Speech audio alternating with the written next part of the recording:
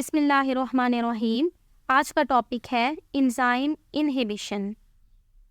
Sometimes enzyme does not work properly or system wants to decrease this enzyme activity because the products are no more required. कभी कभी enzyme खुद ही सही तरीके से काम नहीं कर रहे होते, या फिर कभी कभी हमारी बॉडी, हमारा सिस्टम ही ये चाहता है कि एंजाइम मज़ीद काम ना करें, क्योंकि प्रोडक्ट की ज़रूरत नहीं होती, जितना प्रोडक्ट चाहिए होता है वो बन चुका होता है। तो ऐसी सूरत में एंजाइम की जो एक्टिविटी डिक्रीज़ हो जाती है, उस सिचुएशन को कहते हैं एंजाइम इनहिबिशन। इनहिबिशन का मतलब होता है रुकना, यानी एंजाइम की एक्टिविटी स्टॉप हो गई है। एंजाइम इनहिबिशन की टाइप्स 3 तरह की होती हैं: competitive inhibition, non competitive inhibition, uncompetitive inhibition. Substances which decreases the activity of an enzyme are called inhibitors. वो चीज़ें जो एंजाइम की एक्टिविटी को इनहिबिट करती हैं, रोकती हैं, उनको हम कहते हैं inhibitors.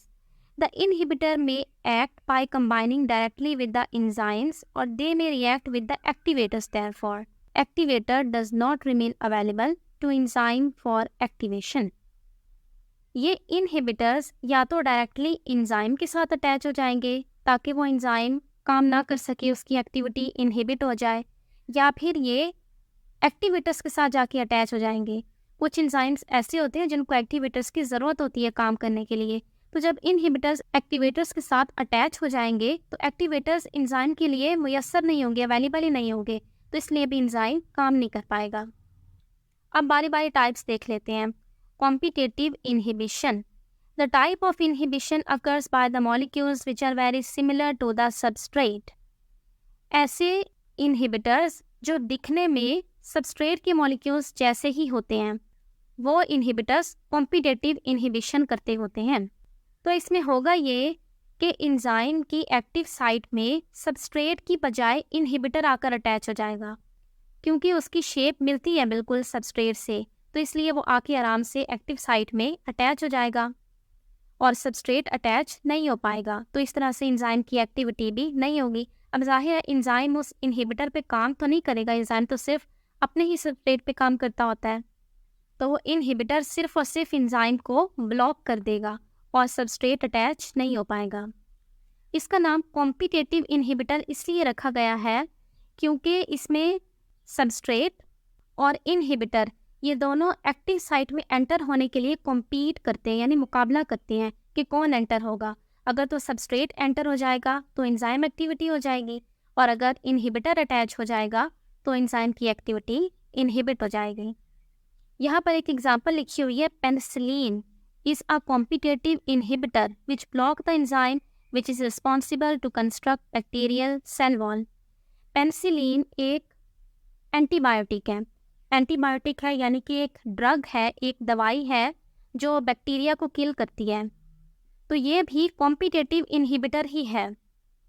ये दवाई बॉडी में जाके ऐसे एंजाइम्स जो बैक्टीरिया की सेल वॉल बना रहे हैं जाके उनको इनहिबिट कर देती है, और वो बैक्टीरिया की सेल वॉल नहीं बना पाते, तो इस तरह से फिर बैक्टीरिया सर्वाइव नहीं कर पाते।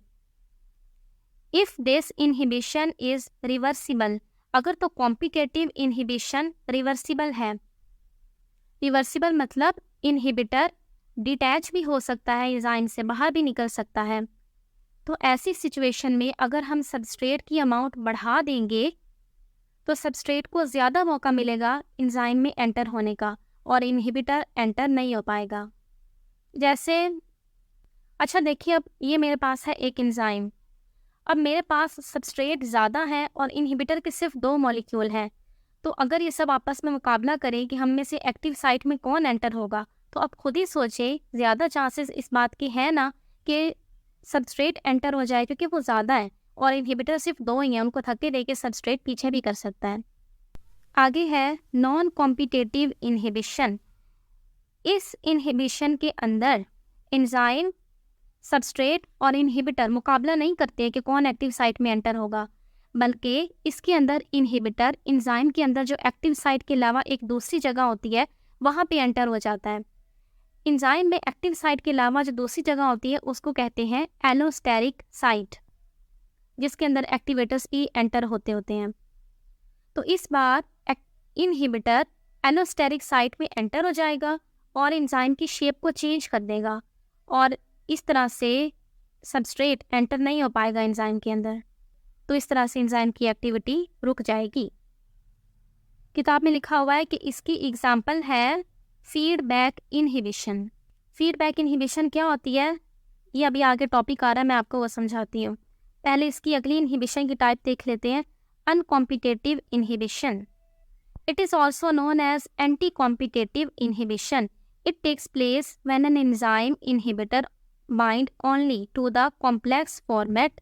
अनकॉम्पिटेटिव इनहिबिशन के अंदर इनहिबिटर एंजाइम सबस्ट्रेट कॉम्प्लेक्स के साथ अटैच होता है, यानी अगर कोई सिंगल एंजाइम है तो वो उसके साथ अटैच नहीं होता, बल्कि जिस एंजाइम के अंदर सबस्ट्रेट एंटर हुआ पड़ा होता है, यानी एंजाइम सबस्ट्रेट कॉम्प्लेक्स बना होता है, ये उस कॉम्प्लेक्स के साथ जाकर अटैच होता है और उस एंजाइम को उस सबस्ट्रेट पे काम नहीं करने देता, और इस तरह से फिर एंजाइम एक्टिविटी रुकी रहती है जब तक कि वो इनहिबिटर अटैच रहता है। This type of inhibition typically occurs in reactions with two or more substrate or product.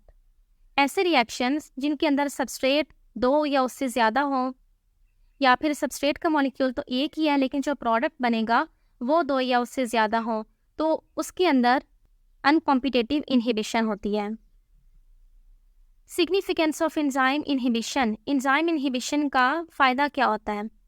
It serves as a major control mechanism of biological systems. हमारे अंदर एंजाइम इनहिबिशन कंट्रोल मैकेनिज्म का काम करता होता है, यानी ये प्रोडक्ट की अमाउंट को कंट्रोल करता है कि प्रोडक्ट कहीं ज़्यादा ना बन जाए। हमें जितना प्रोडक्ट बनाना था अगर उतना प्रोडक्ट बन गया है तो फिर इनहिबिटर्स अटैच हो जाएंगे एंजाइम के साथ, ताकि एंजाइम मज़ीद प्रोडक्ट ना बना सके, और जब प्रोडक्ट इस्तेमाल हो जाएगा और नए प्रोडक्ट की ज़रूरत होगी तो वो इनहिबिटर्स अलग हो जाएंगे और दोबारा से एंजाइम की एक्टिविटी स्टार्ट हो जाएगी। तो इस तरह से एंजाइम इनहिबिशन हमारे अंदर कंट्रोल मैकेनिज्म का काम करता है, यानी वो देखता है कि कितना प्रोडक्ट बनाया जाए। It is also used as strategy for drug discovery. दवाइयाँ वगैरह बनाने में भी एंजाइम इनहिबिशन इस्तेमाल होती है। दवाइयों के अंदर इनहिबिटर्स मौजूद होते हैं, वो इनहिबिटर्स फिर बॉडी के अंदर जाके उन एंजाइम्स को ब्लॉक कर देते हैं जो एंजाइम्स जरासीम की सर्वाइवल में हेल्प कर रहे होते हैं। उसके अलावा एंजाइम इनहिबिशन से हमें मेटाबॉलिक पाथवे के बारे में इंफॉर्मेशन भी मिलती है। मेटाबॉलिक पाथवे का मतलब होता है रिएक्शन की एक सीरीज़ जिसके अंदर कई सारे एंजाइम्स मौजूद हों। वो हमें उसके मुतालिक इंफॉर्मेशन देता है, यानी हमें ये आइडेंटिफाई करने में कि सबस्ट्रेट कौन सा है और एंजाइम का रोल क्या है। उसके अलावा डिजीज़ की डायग्नोसिस में भी एंजाइम इनहिबिशन का रोल है। अगला टॉपिक है फीडबैक इनहिबिशन। फीडबैक एक तरह का चेक एंड बैलेंस मैकेनिज्म होता है, वही वाला कंट्रोल मैकेनिज्म जो अभी भी मैंने आपको सिग्निफिकेंस में बताया है कि प्रोडक्ट की अमाउंट ज़्यादा ना बने, जितनी बननी चाहिए सिर्फ उतनी ही बने। The activity of almost every enzyme in a cell is regulated by feedback inhibition. सारे एंजाइम्स की एक्टिविटी को फीडबैक इनहिबिशन कंट्रोल करता होता है। It is a type of biological control mechanism where the activity of an enzyme is inhibited by its own product. Feedback inhibition के अंदर ये होता है कि हमें जितना प्रोडक्ट चाहिए था, जब वो प्रोडक्ट बन गया तो उसके बाद वो प्रोडक्ट खुद ही अपने एंजाइम को ब्लॉक कर देता है ताकि वो एंजाइम मज़ीद प्रोडक्ट ना बना सके, और जब सारा प्रोडक्ट इस्तेमाल हो जाता है तो वो प्रोडक्ट उसमें से बाहर आ जाता है और दोबारा से एंजाइम की एक्टिविटी स्टार्ट हो जाती है। It is called feedback inhibition. It is reversible non competitive inhibition. ये नॉन कॉम्पिटेटिव इनहिबिशन की टाइप है and takes place during metabolic pathway. ये फीडबैक इनहिबिशन जो है ये मेटाबॉलिक पाथवेज में यूज़ होती है। मेटाबॉलिक पाथवे होता है रिएक्शन की एक सीरीज़ जिसके अंदर कई सारे एंजाइम्स हों, यानी पहले सबस्ट्रेट एक एंजाइम में एंटर हुआ, उस एंजाइम ने उस सबस्ट्रेट को प्रोडक्ट में कन्वर्ट कर दिया, फिर वो प्रोडक्ट किसी और एंजाइम के लिए सबस्ट्रेट का काम करेगा और उसके अंदर एंटर हो जाएगा, फिर वो उसको प्रोडक्ट में कन्वर्ट करेगा, फिर वो प्रोडक्ट किसी और एंजाइम में एंटर हो जाएगा, फिर वो उसको प्रोडक्ट में कन्वर्ट करेगा। तो एक ऐसा रिएक्शन जिसके अंदर कई सारे एंजाइम्स मौजूद हो, यानी कि वो रिएक्शन की एक सीरीज़ हो, उसको कहते हैं मेटाबॉलिक पाथवे। तो ये फीडबैक इनहिबिशन आमतौर पे मेटाबॉलिक पाथवे के अंदर होती है और वहाँ पे वो नॉन कॉम्पिटेटिव होती है। नॉन कॉम्पिटेटिव मतलब प्रोडक्ट एलोस्टेरिक साइट में जाके एंटर हो जाता है एंजाइम की, और आमतौर पे वो प्रोडक्ट उस पूरी सीरीज में से पहले एंजाइम के साथ जाकर अटैच होता है और उसको ब्लॉक कर देता है, और उसकी वजह से पूरा मेटाबॉलिक पाथवे ही रुक जाता है और प्रोडक्ट नहीं बनता। अच्छा देखिए यहाँ पे क्या लिखा हुआ है, it usually occurs when the product is in high quantity, it binds competitively with its enzymes active site और come in contact between substrate and enzyme. Once the product is consumed, the inhibition also reduced and form more product. ये metabolic pathway के अलावा का लिखा हुआ है कि उसके अंदर इनहिबिटर कॉम्पिटेटिवली अटैच हो जाएगा एक्टिव साइट के साथ और एंजाइम एक्टिविटी नहीं होगी, वरना मेटाबॉलिक पाथवेज के अंदर वो एलोस्टेरिक साइट में जाके एंटर होता है। अगला टॉपिक है क्लासिफिकेशन ऑफ एंजाइम्स। एंजाइम की कुछ टाइप्स लिखी हुई हैं उसके रिएक्शन के बेस पे कि वो किस तरह का रिएक्शन करता है। सबसे पहली है ऑक्सीडो रिडक्टेज, यानी ऐसे एंजाइम्स जो ऑक्सीडेशन रिडक्शन रिएक्शंस करते होते हैं वो ऑक्सीडो रिडक्टेज वाले कैटेगरी में आते हैं। Enzymes required to perform oxidation and reduction reaction by removal and addition of H positive respectively. Oxidation reaction के अंदर H पॉजिटिव रिमूव होता है किसी चीज़ में से, और रिडक्शन रिएक्शन के अंदर H पॉजिटिव ऐड होता है किसी चीज़ में। जैसे यहाँ नाम लिखा हुआ है एक एंजाइम का, फेरिडॉक्सिन रिड्यूसिंग सब्सटेंस। आगे है transferase, enzymes responsible to transfer a group from one substance to another.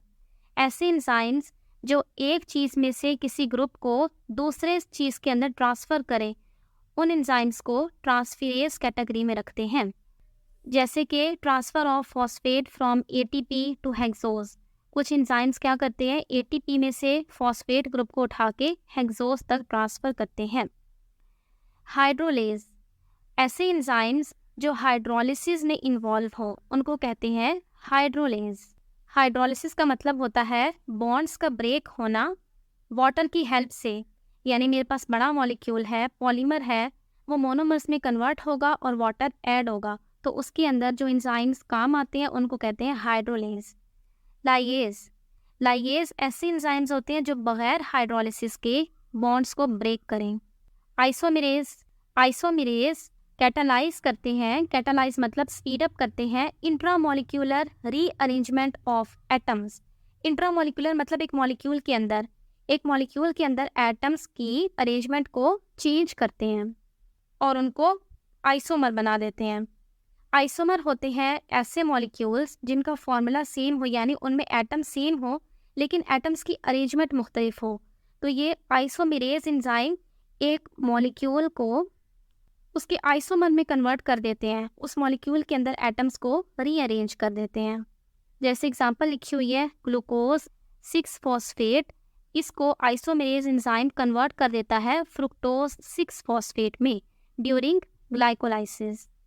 Glycolysis एक प्रोसेस होता है, वो हम आगे जाके पढ़ेंगे। और ये काम करता कौन है, एंजाइम फोस्फोहेक्सोज, वो ये वाला काम करता है, यानी ग्लूकोज 6 फॉस्फेट को कन्वर्ट करता है फ्रुक्टोज 6 फॉस्फेट में।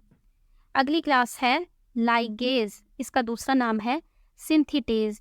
ये एंजाइम कैटालाइज करता है कंडेंसेशन रिएक्शंस को। कंडेंसेशन का मतलब होता है मॉलिक्यूल्स का, बड़े मॉलिक्यूल्स का बनना, जैसे कि DNA या RNA पॉलीमरेज एंजाइम्स, ये लाइगेज कैटेगरी में आते हैं।